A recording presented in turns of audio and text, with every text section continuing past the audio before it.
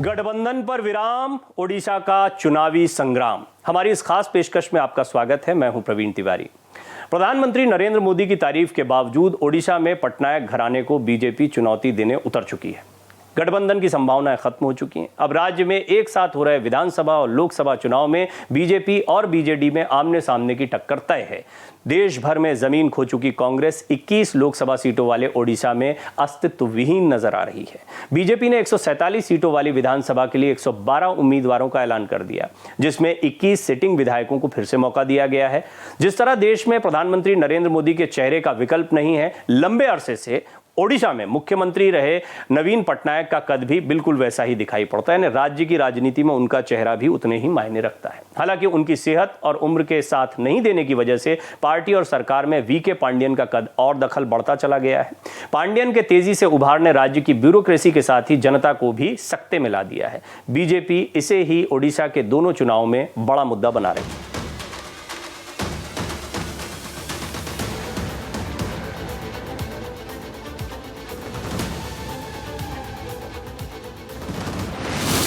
BJP BJD की अलग राह, ओडिशा में रोचक मुकाबला।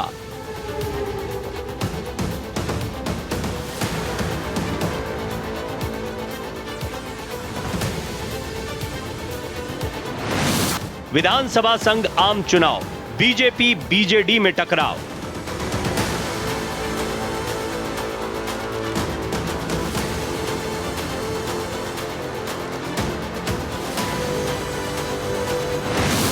बेहतर हुआ जनाधार, बीजेपी 2 मोर्चों पर देगी मात।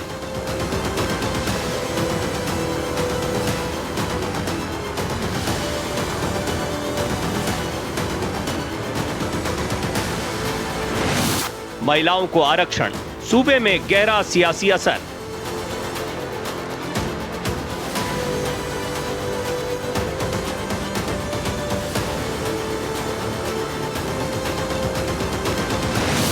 कांग्रेस रेस से बाहर, बीजेपी की पूरे ओडिशा पर नजर।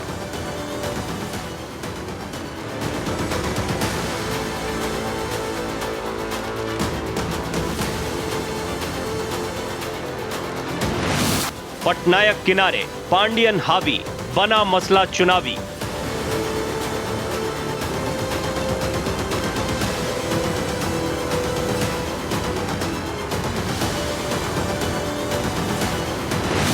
दल बदलने की होड़, जनता किसे देगी मोल।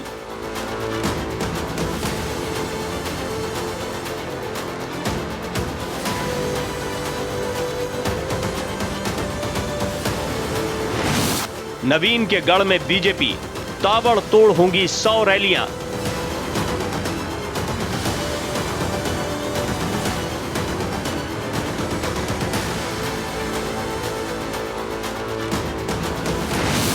फ्रंट पर मोदी शाह, आक्रामक प्रचार शुरू।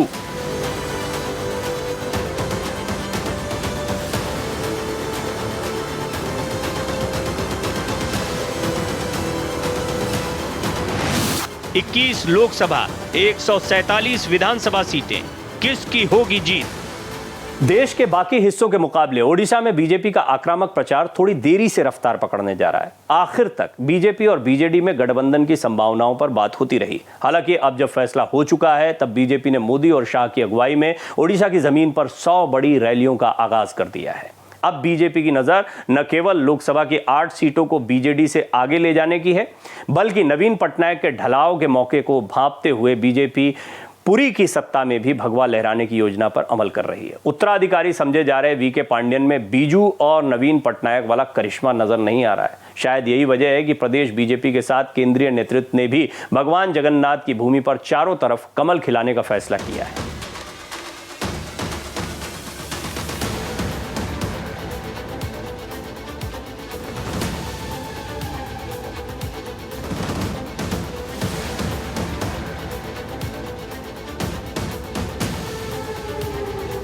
ओडिशा में भविष्य की राजनीति को देखते हुए बीजेपी ने राज्य में सत्तारूढ़ बीजेडी से गठबंधन न कर अकेले चुनाव लड़ने का फैसला किया है।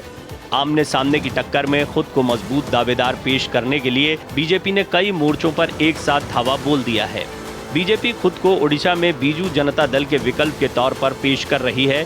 वहीं मोदी शाह की अगुवाई में भाजपा लोकसभा के साथ विधानसभा चुनाव में ज्यादा से ज्यादा सीटें जीतने पर फोकस कर रही है। दरअसल ये वो दौर है जब बीजेडी गंभीर अंदरूनी संकट से गुजर रही है। वीके पांडियन के बढ़ते प्रभाव से नाराज होकर पार्टी के कई नेता बीजेपी का रुख कर रहे हैं। भर्तृहरि मेहताब का भाजपा में आना इसका सबसे ताजा उदाहरण है। अभी कुछ और प्रमुख नेता बीजेडी छोड़कर बीजेपी में आ सकते हैं। बीजेपी नेताओं का आरोप है कि बीजेडी नवीन पटनायक का आखिरी चुनाव बताकर इलेक्शन में लोगों से सहानुभूति वोट बटोरने की कोशिश कर रही है, लेकिन हकीकत में जनता पर मोदी की गारंटी भारी पड़ेगी। बीजेपी और बीजेडी के अलग अलग चुनाव लड़ने का सबसे ज्यादा नुकसान कांग्रेस पर देखा जा रहा है। पहले कांग्रेस को उम्मीद थी कि बीजेडी और बीजेपी का गठबंधन होने पर वो अकेली विपक्ष में रहेगी और सत्ता विरोधी वोट के जरिए अपनी स्थिति मजबूत करने में सफल रहेगी। ओडिशा में दोनों चुनाव अपने दम पर लड़ने का फैसला करने के लिए आलाकमान ने दिल्ली में लंबा मंथन किया था। दरअसल ओडिशा में लोकसभा और विधानसभा चुनाव एक साथ होने से मौका बेहद खास हो जाता है।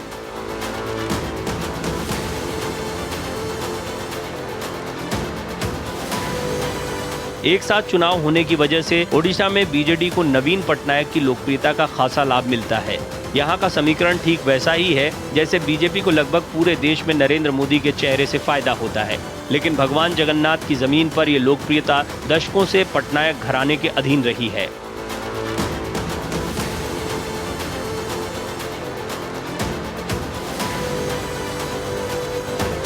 हालांकि बीजेपी की योजना ओडिशा में बीजेडी के अंदर के हालात से फायदा उठाने की है। इसके साथ नवीन पटनायक के करीबी नौकरशाहों के पार्टी और सत्ता में बढ़ते हस्तक्षेप की वजह से जनता में नाराजगी है। बीजेपी दल और प्रदेश में वीके पांडियन के बेलगाम दखल को चुनावी मुद्दा बना रही है। गहरी योजना पर अमल करते हुए बीजेपी का लक्ष्य अगले 5 साल में ओडिशा की सत्ता पर कब्जा करने का है। चुनाव दर चुनाव देखें तो ओडिशा में बीजेपी की हालत मजबूत होती आई है। लिहाजा प्रदेश के साथ शीर्ष नेतृत्व को उम्मीद है कि 2024 के दोनों चुनावों का परिणाम इस बार बीजेपी को और ज्यादा मजबूत करेगा। विधानसभा चुनाव में बीजेपी के वोट बैंक में 14.5% की बढ़ोतरी हुई। 2019 लोकसभा चुनाव में बीजेडी का मत 1.3% घटा। विधानसभा चुनाव में पटनायक को 1.3% वोट ज्यादा मिले। हालांकि पिछले 5 सालों में हालात बदले हैं। बीजेपी ने ऐसे राज्यों में जमीनी स्तर पर फोकस बढ़ाया है जहां उसके लिए और बेहतर प्रदर्शन की संभावनाएं मौजूद हैं। ऐसे राज्यों में ओडिशा भी एक है। वहीं बीजेडी लगातार महिलाओं को संसद और विधानसभा में 33% आरक्षण की मांग कर रही थी। इसे केंद्र सरकार ने पूरा किया है। बीजेपी इसका श्रेय लेने की भी कोशिश कर रही है। राजनीतिक जानकारों का मानना है कि ओडिशा में बीजेपी की स्थिति पिछले वक्त में मजबूत हुई है। इसके चलते ही राज्य इकाई ने बीजेडी से चुनावी गठबंधन नहीं करने की सलाह आला कमान को दी और शीर्ष नेतृत्व ने अकेले चुनाव लड़ने का फैसला भी किया। 2019 लोकसभा चुनाव में 38.4% वोट पाकर भाजपा ने 8 सीटें जीती थी, जबकि बीजेडी 20 से घटकर 12 सीटों पर सिमट गई। भाजपा को 2014 की तुलना में 7 सीटों की बढ़त मिली, जबकि विधानसभा चुनाव में 32.49% वोट लेकर भाजपा ने 23 सीटें जीती थीं। इसके बावजूद नवीन पटनायक के चेहरे को विधानसभा चुनाव में ज्यादा तरजीह दी गई। एक ही दिन हुए चुनाव के बावजूद विधानसभा के लिए बीजेडी को ज्यादा वोट मिले। गौर करने वाली बात यह है कि ओडिशा में पिछला चुनाव काफी हद तक त्रिकोणीय था, लेकिन इस बार बीजेडी और भाजपा में सीधा मुकाबला होता दिख रहा है। जानकारों का मानना है कि कांग्रेस के प्रदर्शन के बेहतर होने की उम्मीद नहीं है, इसीलिए उसके मत प्रतिशत में इजाफे की कोई उम्मीद नजर नहीं आ रही है। उल्टे कांग्रेस के बचे खुचे वोटों पर भी बीजेडी या बीजेपी काबिज हो सकती है। ओडिशा में बीजेपी और बीजेडी की जंग दिलचस्प हो चुकी है। बीजेपी तगड़े प्रचार अभियान का आगाज कर मजबूत उम्मीदवारों को मैदान में उतार रही है। प्रधानमंत्री मोदी और अमित शाह खुद ओडिशा के प्रचार में दम फूंकते नजर आएंगे। वहीं बीजू जनता दल नवीन पटनायक के चेहरे को आगे कर एक और कार्यकाल के लिए जनादेश की अपील कर रही है। देश के बाकी नेताओं के मुकाबले अभी तक बीजेपी और पीएम मोदी ने कभी भी नवीन पटनायक पर सीधा निशाना नहीं साधा है, लेकिन अब जब मुकाबला आर पार का है तो ओडिशा में विधानसभा और लोकसभा चुनाव में कई नए रंग देखने को मिल सकते हैं। ओडिशा में बीजू जनता दल और भारतीय जनता पार्टी मजबूत दावेदारों को चुनावी मैदान फतेह करने के लिए मैदान में उतार रही है। पुरी सीट पर बीजेडी ने भाजपा के राष्ट्रीय प्रवक्ता संबित पात्रा के खिलाफ मुंबई के पूर्व पुलिस आयुक्त अरूप पटनायक को खड़ा किया है। 2019 में पुरी के मूल निवासी पटनायक ने भुवनेश्वर से चुनाव लड़ा था और भाजपा की अपराजिता सारंगी से 23,839 वोटों से हार गए थे। पुरी से चुनाव लड़ने वाले पात्रा बीजेडी के पिनाकी मिश्रा से 11,714 वोटों से हार गए थे। इस बार बीजेडी ने 4 बार के सांसद मिश्रा को हटा दिया है। पुरी सीट का ओडिशा के लिए जबरदस्त भावनात्मक महत्व है। 2019 में बीजेडी ने पुरी लोकसभा क्षेत्र का हिस्सा बनने वाले 7 विधानसभा क्षेत्रों में से 5 में जीत हासिल की। बाकी 2 सीटों पर बीजेपी ने जीत हासिल की। जानकारों के मुताबिक बीजेडी पुरी सीट बरकरार रखने के लिए हर संभव कोशिश करेगी। वहीं 2019 के बाद से बीजेपी के भीतर पात्रा का कद भी बढ़ गया है। बीजेपी भी इस सीट पर कब्जा करने के लिए अपनी पूरी ताकत लगा रही है। ओडिशा बीजेपी अध्यक्ष मनमोहन सामल के मुताबिक चुनाव में दोस्ताना लड़ाई जैसी कोई चीज नहीं है। बीजेपी बीजेडी के साथ पूरी लड़ाई के लिए तैयारी कर रही है। एक तरफ नवीन पटनायक के खिलाफ विरोधी लहर है तो दूसरी तरफ मोदी जी के काम की सराहना हो रही है। हम 2019 की तुलना में अपने प्रदर्शन में सुधार को लेकर आश्वस्त हैं। ओडिशा में लोकसभा और विधानसभा चुनाव 13 मई से शुरू होकर 4 चरणों में एक साथ होंगे। वहीं संबलपुर, भुवनेश्वर, कटक, केंद्रपाड़ा, ढेंकनाल, नवरंगपुर और बेरहामपुर सीटों पर भी बीजेडी और बीजेपी ने मजबूत उम्मीदवार उतारे हैं। पश्चिमी ओडिशा के संबलपुर में बीजेडी ने जाजपुर विधायक प्रणव प्रकाश दास को केंद्रीय शिक्षा मंत्री धर्मेंद्र प्रधान के खिलाफ खड़ा किया है। 2019 में ये सीट भाजपा के नितेश गंगा देव ने जीती थी, जिन्हें इस बार टिकट नहीं दिया गया। संबलपुर संसदीय क्षेत्र का हिस्सा 7 विधानसभा सीटों में बटा है। 2019 में बीजेडी ने 4 सीटें जीती, जबकि भाजपा 3 विधानसभा सीटों पर कब्जा करने में कामयाब हुई थी। भुवनेश्वर एक और सीट है जहां हाई प्रोफाइल मुकाबला होने वाला है। यहां टक्कर बीजेपी की मौजूदा सांसद अपराजिता सारंगी और बीजेडी के मनमथ राउतरे के बीच होगी। हालांकि 2019 में बीजेपी की सारंगी ने ये सीट जीती, लेकिन भुवनेश्वर को बीजेडी का गढ़ माना जाता है। इस बार यहां से मुकाबला कड़ा हो सकता है। कांग्रेस छोड़कर बीजेडी में आने वाले अंशुमान मोहंती को पार्टी ने केंद्रपाड़ा से टिकट दिया है। यहां उनके और भाजपा के बैजयंत पांडा के बीच कड़ा मुकाबला देखने को मिलेगा। 2019 में पांडा ओडिया अभिनेता और बीजेडी उम्मीदवार अनुभव मोहंती से हार गए थे। बरहामपुर में बीजेपी ने बीजेडी के चंद्रशेखर साहू के खिलाफ प्रदीप पाणिग्राही को खड़ा किया है। साहू कभी सीएम पटनायक के दाहिने हाथ थे, लेकिन अब उनके मुखर आलोचक हैं। पटनायक को समर्थन, लेकिन पांडियन के खिलाफ गुस्सा। राजनीतिक विश्लेषकों के मुताबिक पटनायक को ओडिशा में जनता का गहरा समर्थन है, लेकिन उनके करीबी वीके पांडियन के खिलाफ लोगों में साफ तौर पर गुस्सा है। आपको बता दें, पांडियन ने आईएएस के पद से स्वैच्छिक सेवानिवृत्ति लेकर पिछले साल बीजेडी का रुख किया था। जानकारों के मुताबिक जनता को पटनायक की तरफ से रैलियों में भाग लेना और राज्य का दौरा करना अच्छा नहीं लगा। खुद बीजेडी नेता पांडियन को बाहरी शख्स के तौर पर देखते हैं और नेता और जनता पांडियन को खुद पर थोप दिए जाने की तरह देख रहे हैं।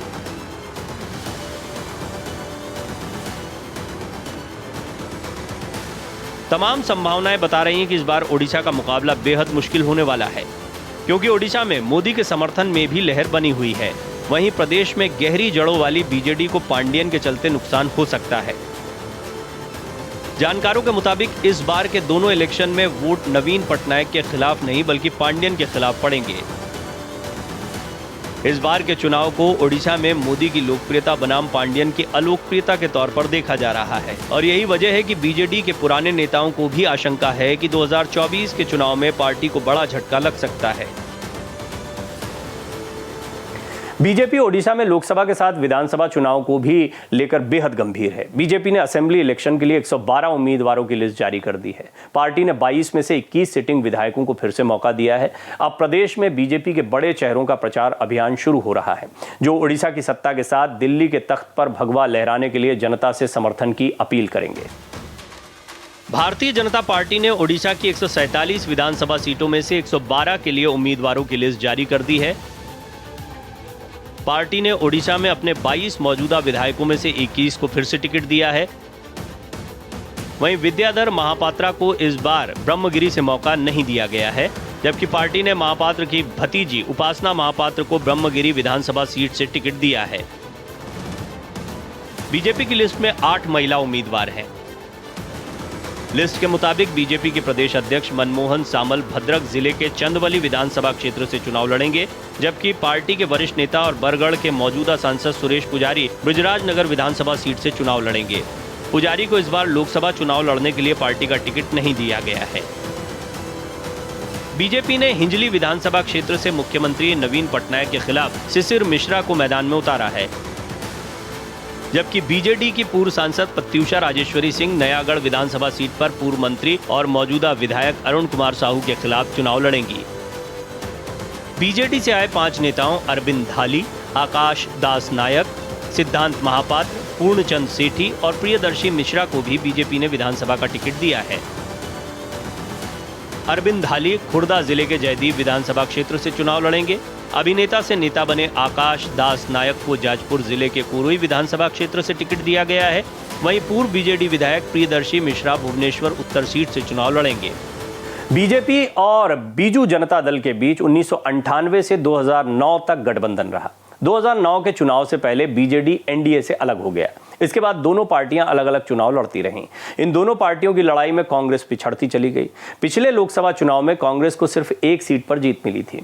विधानसभा में बीजू जनता दल लगातार बहुमत हासिल करता रहा, मगर बीजेपी ने मुख्य विपक्ष के तौर पर जगह बना ली। 2024 के चुनाव में बीजेपी का मकसद न सिर्फ लोकसभा में पटनायक की पार्टी से ज्यादा सीटें हासिल करना है, बल्कि भाजपा की नजर अब ओडिशा की सत्ता पर भी है।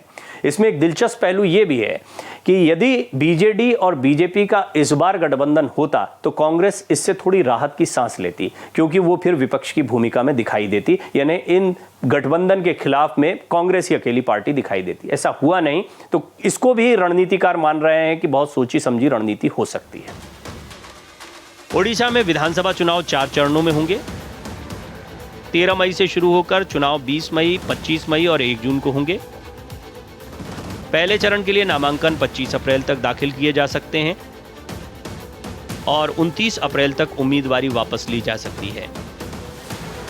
दूसरे चरण में तारीखें 3 मई और 6 मई हैं, जबकि तीसरे चरण में तारीखें 6 मई और 9 मई हैं।